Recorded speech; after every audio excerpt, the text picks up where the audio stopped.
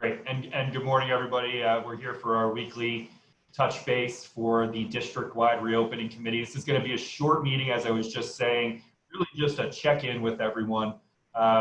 We have a number of us have an exciting training that's taking place today, and we will begin that training at 10 o'clock. So really just wanted to get a sense of how everybody's doing and see if there were any lingering questions, comments, or concerns, and give you a quick update. In the last week or so, we've done a lot with community connection in terms of communicating plans. And I would like to just thank everybody who has been reaching out and running virtual welcome back programming and connecting with parents and guardians and community members. That's so important. And the feedback that we've been receiving has really been great. Also generates additional questions, which provides us with the opportunity to reevaluate and reassess and then help folks wherever they need it. The good news is we continue to move forward in a very positive progress. We are getting everything set up and everything ready to move right along, having conversations with faculty and staff members.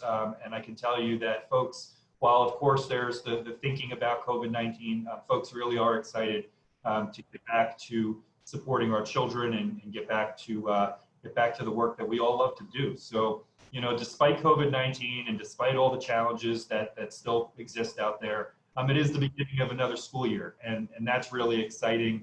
I know, you know, I've always said if I'm not excited for the first day of school, you know, I need to do something else, and I know you all feel the same way. So regardless of the other challenges that are there and that we'll be able to push through, it is exciting to be looking forward to the first day of school, and next week forward to welcoming back our faculty and staff members. We will have, of course, a different sort of setup with opening day than we've had in the past. We'll be observing all of the health safety precautions that we put in place, that so many folks worked so hard to get ready, and we'll move forward from there. So it is of course an exciting time of year for everybody. I know you flip the news on and there's all kinds of different things happening. For us here in White Plains, it's really about reconnecting with our children, reconnecting with our colleagues, being as supportive as we can, understanding, and I've said this a million times, but understanding that there is, of course, a continuum of comfort, right? Depending upon where folks are on that continuum, we'll be making sure that we're supporting them and we're providing them with anything that they need as we move back and transition back into another academic year. For our kids, and Layla and Rena, thanks always for being here. You know, it's another school year, another exciting opportunity to learn and to grow and to make those connections. So all in all, very positive. You know, feedback that we've been getting from parents, guardians, and community members has been really positive. There's been constructive criticism, which is always welcomed, and we're doing the best that we can to navigate and make changes where we can. But in terms of moving forward, we met with the Board of Education. We're working on kind of putting together our goals and objectives this year, which are going to focus on our kids and focus on making sure we can make this the best school year possible. Every one of us is looking forward to a year that not only will be filled with challenges overcome, but also hopefully as we get to the end of the 2020-2021 academic year, it will end in a more normal setting. That's, you know, that's something that I'm setting my sights on. Not that I want to rush the year by, but trying to make sure that we're doing everything we can to get back to getting all of our children with us each and every day. So lots of things happening as always, and I wanted to take a moment to thank you all for being here this morning. I also want to thank Layla and Rena. We reached out to them and asked them to participate in next week's opening of school.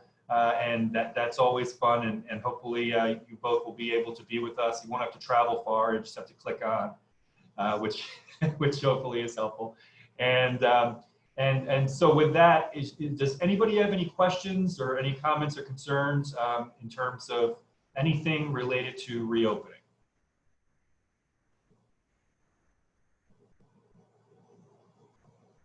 It's always a good sign. I do want to thank Sergio Alfonso and Ernie Spatafor. Yesterday, both were featured on local news channels, Channel 2 Ernie and News 12 Sergio, just highlighting all the hard work that folks have been doing in the district. Thank you both. You did a great job. Does anybody have, from any of the departments, anything, or any of the subcommittees, anything that needs to be a reminder, or any issues that the committee needs to know of? Was that a hand, Ann? Quick update, and my folks can jump in. So we got word that hand sanitizers can be on the person, bus driver, students, less than 8 ounces, that they can carry with them. We also had, we're collecting the transportation stats coming in from, the form that was sent out, looking for parents to really, respond in the, one way or the other. Are they going to use transportation or find alternative means, or not be attending in person at all? And when we crunched those numbers, we had as of August 19th, a 76% response. So we are transporting, who are eligible, 6,270. The 76% response is 4,790. And without factoring in ridership percentages, which always reduces our numbers of who's really on the bus any given time, that we feel that that we have a good range and be below and be in compliance with our social distancing. Sergio, was there anything else? You did a great job. I watched last night. I heard it coming on, and I saw you, and I woke up to watch. So that was awesome. Yeah, well, I watched this morning because I was sleeping by that time. But no, you touched on everything. Yeah, okay. And so he's busy routing and trying to really get everything nailed down and all the communication that's going to go out. Operations, all the departments have put together FAQs, which will go along with what the community FAQs are, and we have folks working on that, so that'll be out there on the website, and hopefully indexed in a way that parents can really just target in on what their areas are. Arrival and dismissal, the principals, I thank them very much, and Deb Han and Deb Auergarten and Sean, that we really nailed that down, and I think it's already out there, and if not, it will certainly be communicated for each of the buildings and on our website, because we did move the bus times, so that would be more in alignment with what the instructional day is, so that we can certainly facilitate kids getting off the bus and moving to the classroom quickly. Ed is busy working hard on solidifying all the food distribution, both in person when we, come in on 9/21, but also the remote, food distribution at each of the buildings. It's important to remember, and we just keep saying it, that students will have to present their IDs. We have to follow the requirements for the National School Lunch Free and Reduced program. We've been out, trying to get parents to realize, please complete the application. So Ed has sent out mailings, principals are reiterating all of that, so that we make sure that we get as many kids being able to participate in that program. So it's very different than what we're doing during the spring and over the summer, where we were able to distribute free to all our students. Now we cannot do that. Fiscal crisis, I think I updated this group, and we had a district-wide safety team meeting last night, and we kind of reviewed all the work that this task force has been doing. And I think that's it. Anybody else wants to jump in from operations that I didn't touch upon? I just had a comment. Sure. Anna, I've been seeing on Facebook, and it's happened to me as well, that the survey for transportation has come through personally to myself at least 4 times. I think I've completed it twice. And I know that I've seen other people saying it on the Facebook page. So I'm not sure if it's skewing your data, if people are sending it in twice. So I just want to make you aware. I'm not sure why it's coming multiple times, but just want you to be aware of that. No, thank you for that. That's a good point. So we've been sending out reminders, but we know that some folks, even though I think we've said only fill it out once, we know that there's been duplications. And so Sergio had to really take time to clean the data. So okay. The information I'm reporting is clean data. it's something for IT eventually one day to see if they can figure out how we can prevent, the same IP addresses filling this out. But, we're aware. So thank you so much. Sure.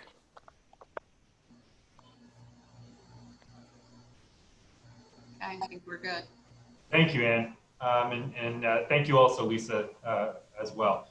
Also just wanted to give a shout to Frank and Sean and everybody in operations and facilities for all their hard work and everything that they've been doing. Sean, thank you for all the coordination that you've been doing as well, just making sure that our facilities and our grounds are prepared for our reopening.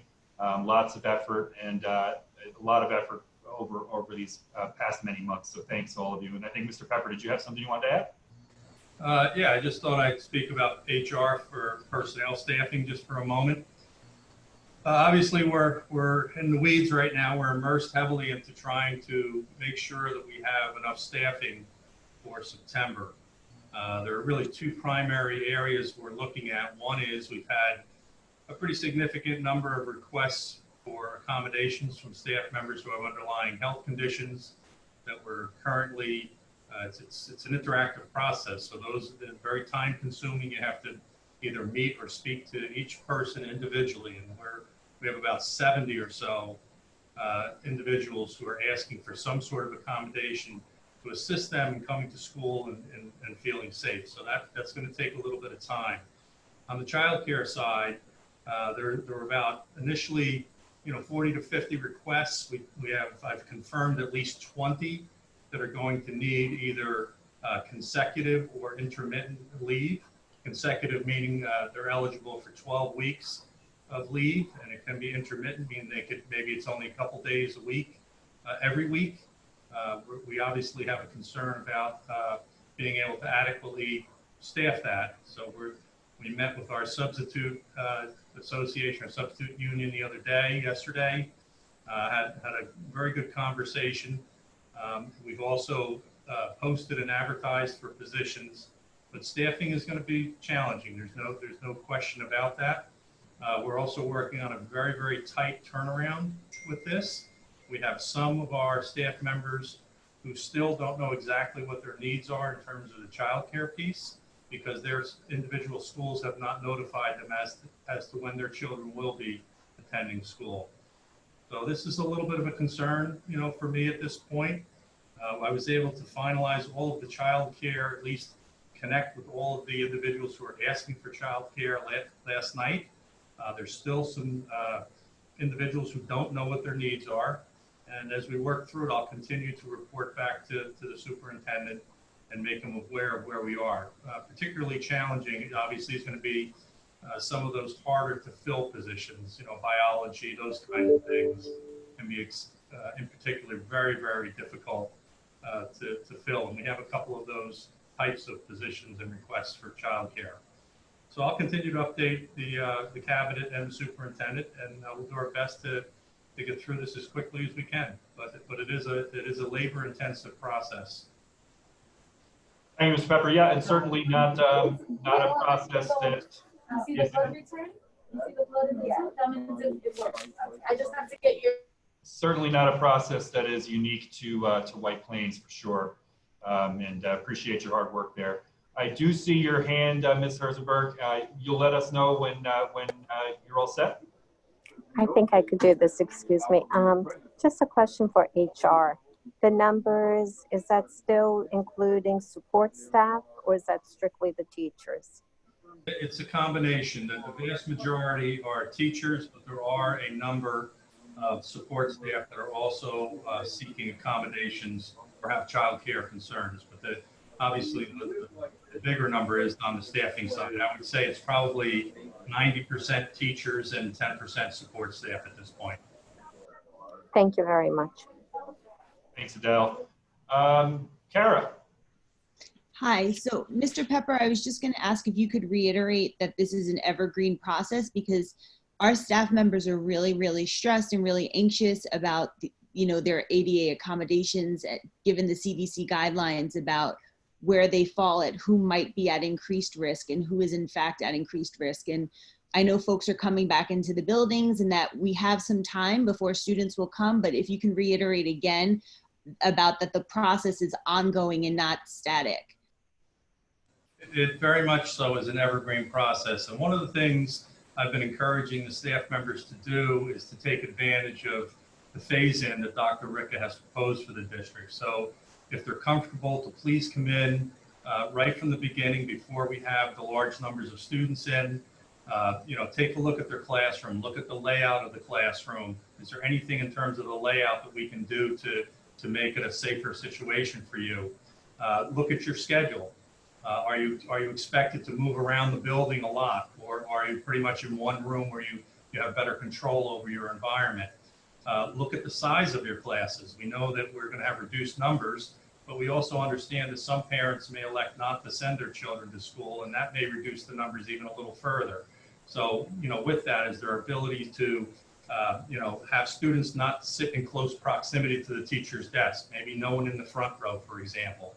So it's very difficult to, pin down some of these accommodations until you know exactly what your schedule is, what you're expected to do. Some teachers may be assigned duties, hallway duty or cafeteria duty or study hall duty. And if you're in one of those immunocompromised situations, you probably don't want to be in a setting like that where there's larger numbers of students. So it's very interactive. It's evergreen. We're not putting anything in stone until we have that dialogue back and forth. So I've been dealing with several staff members multiple times, and this is prior to them even coming in and looking at the situation or circumstances. It's very time consuming, and it's going to take a lot of time and effort to put all those things in place. Thank you very much. We do have a question today, like we do every week. I'm going to go around. It's yes or no. No qualification needed. Today's question is, as a committee, do you believe that the district is doing everything it can to open its schools in a smart, safe, and supported fashion? Deanna Guarino. Yes. Joe Ricca is yes. Liza Torres. Guy Vidiello. Yes. Ernie Spataford. Yes. Laura Mungin. Yes. Suzanne Lasser. Yes. Jennifer Hammond King. Yes. Ed Mara. Yes. Paul Bradshaw. Yes. Sergio Alfonso. Kara McCormick Lyons. Yes, once we get through accommodations. Cheryl Brady. Yes. Anna Caro Tesh. Yes. Deb Algard. John LaPlaca. Yes. Layla. Yes. Rena. Yes. Debbie Hand. Yes. Frank Stefanelli. Yes. Adele Herzenberg, if you're there, Adele. Lisa Benelli. Yes. Sean Lewis. Yes. Thanks, Adele. Scott Pepper. Yes. Rosemary Eller. Yes. James Dean. Yes. Phyllis Paul. Yes. Gina Norfleet. Yes. Doc, is that you? Dr. Longabordi? Maybe not. Maybe is it Ms. Vitale? Yes. Okay. Excellent. Thank you, everybody. I think I got everybody, and I think that's unanimity, which is always nice. I would like to ask Mrs. Eller if she has any update or any words today. Morning. Good morning, everyone, and I do apologize for being late. It's that job of mine that calls me into last-minute meetings. But I just wanted to acknowledge on behalf of the board that this is a really heavy lift. And we can only tell you that we're thankful, and we have to repeat this so that you know that every step of the way that we are very thankful for you, our voices about our schools, our students, our staff, and faculty. And coming to the decisions that we have come to. So, really just thank you. And, we'll have to be in this together. I personally believe that science will ultimately win. We're just having to climb some mountains first. But we thank you, we appreciate you, and we acknowledge this heavy lift. Thank you so much. Thank you, President Eller. And again, thanks to the board for all of your support and getting involved so deeply in all of these processes. Go ahead, Rosemary. One more thing. So just to let you know, Frank, we met some of your staff, or I know I met a couple of your staff yesterday at Highlands, of course. And they have been good advocates in advising people about proper procedures on the fields. And I will say, when I say it's a heavy lift, it is, because unfortunately there are people that have the notion, I've been doing this all along, I've not been wearing a mask, I've not been doing this. And they do step up and say, these are new times, that you have to do this if you want to use our facilities. And I appreciate that, because this is our community and we are obligated to protect it. So I'm your unofficial staff member. Thank you. Thanks, Rosemary. And I do see your hand, Ms. Vitale, but before we go to Ms. Vitale, will be the last question. I do want to invite, on behalf of the team here and the Board of Education, I do want to invite all of the members of the reopening committee who are not necessarily part of our employee opening to next week's opening day. We will send you the invitation with the link. I think it's important that if you can be there virtually, to be there. You are a huge part of why we're able to open our doors in the first place. And all of your efforts are really appreciated. So we'll send you that invitation so that you can jump into that Zoom meeting next week as well on the 2nd. Mrs. Vitale, go right ahead. Yeah, well, I just want to touch on the science. If we look at the numbers of the best they've ever been, with a 0.66, I believe, infection rate and only 3 deaths yesterday.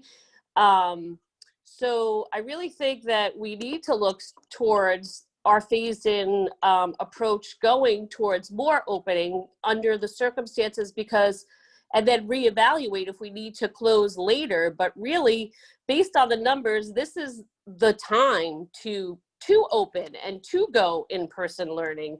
And then just like the flu, as the weather changes and people are indoors more often and windows are closed, we might see a spike then. But I think the science really supports us opening now more than it has at any other time during this pandemic.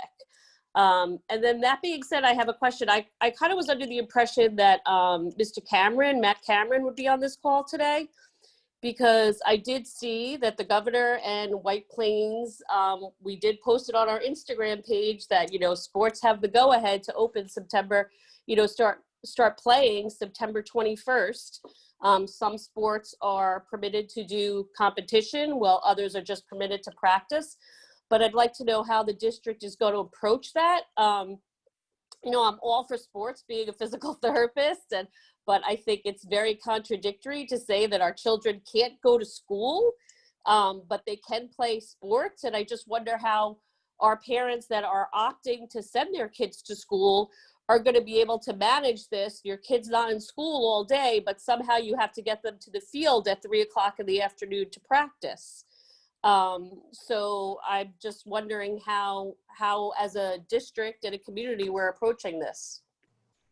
Thanks, Ms. Vitale. And you're absolutely right. And the governor did come out just a couple of days ago and indicate that that on the 21st, school districts could begin some sports, the so-called low impact sports. The section 1, which governs all sports, is meeting today to discuss how the section will approach athletics. And then, of course, it'll be done as a statewide athletics association.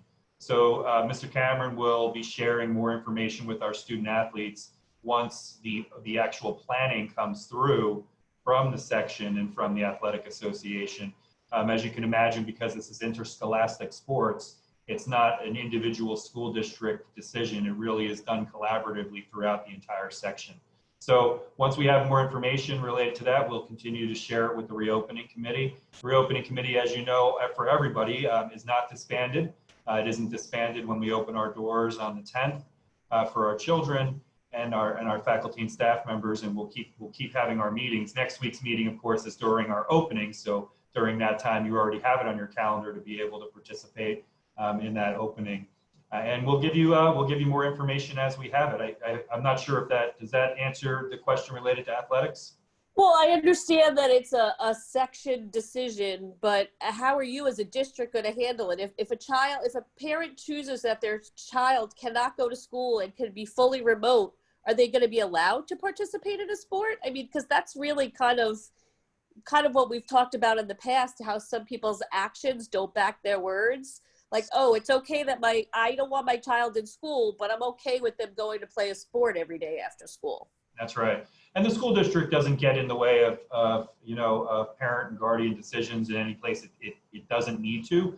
Under the law, any bona fide student in a public school district has the ability to participate in any athletic, extracurricular, interscholastic opportunity. So that would mean students whose parents have chosen to keep them in a remote setting would be able to participate in athletics and extracurricular activities. They wouldn't be barred from that. And that's state law. That's not something that a district weighs in on. And so are you going to open up clubs if we're opening up sports? Clubs can meet outside. How are you approaching that? So always appreciate the passion. We've never said that we weren't going to open up clubs. Just like we didn't stop clubs last spring, dependent upon a club's ability to meet and stay within the requirements of the Department of Health will be everything to do with whether or not the club will be able to operate. You can imagine a tumbling club, if one existed, wouldn't be a club that would be able to operate during this period of time, whereas a club that perhaps is a newspaper, as we saw with the Orange, would be very easily would be able to operate at this time. Students or club members who meet outside, that would be up to the individual clubs, those types of things. But the district has and will continue to support all of the clubs and activities that we can throughout this particular phase of the reopening. Okay, because as a PTA member, we had a meeting last night as well, and we want to know what our ability is to host outdoor events, as for the PTA, for morale building, team building, for the students, for the community. Sure, and I know James is on here, and I know Jean is on here as well, and I'm sure as we move forward, the larger PTA and the PTA Council will make determinations as to what types of activities we'll be able to hold and still maintain all of those social distancing and health requirements. Great points. Rita, I see your hand. Go right ahead. Thank you. So I just had a couple of questions, or actually one, from yesterday that I thought of. So now that the high school is splitting lunch into 2 different periods and we're all going to be assigned to a room, how will students go for extra help or make up work? College Career Center, access to the library, guidance counselor? Great questions, Rena. What I'm going to ask you to do is, if you can, email those to me, and we'll send them along to our team at the high school, and they'll be able to get those answered, and we can share them with the committee as well. Thank you. You're welcome. All right, everybody. Well, as always, thank you so much for taking time out today, and thanks for all of your hard work. And again, we'll have our opening with our faculty and staff members next Wednesday. Our committee will meet the following Wednesday as normal, and we'll keep going forward. Thanks, everyone. Have a great day today. Stay safe. Thanks, you too. Bye. Thank you. Erica.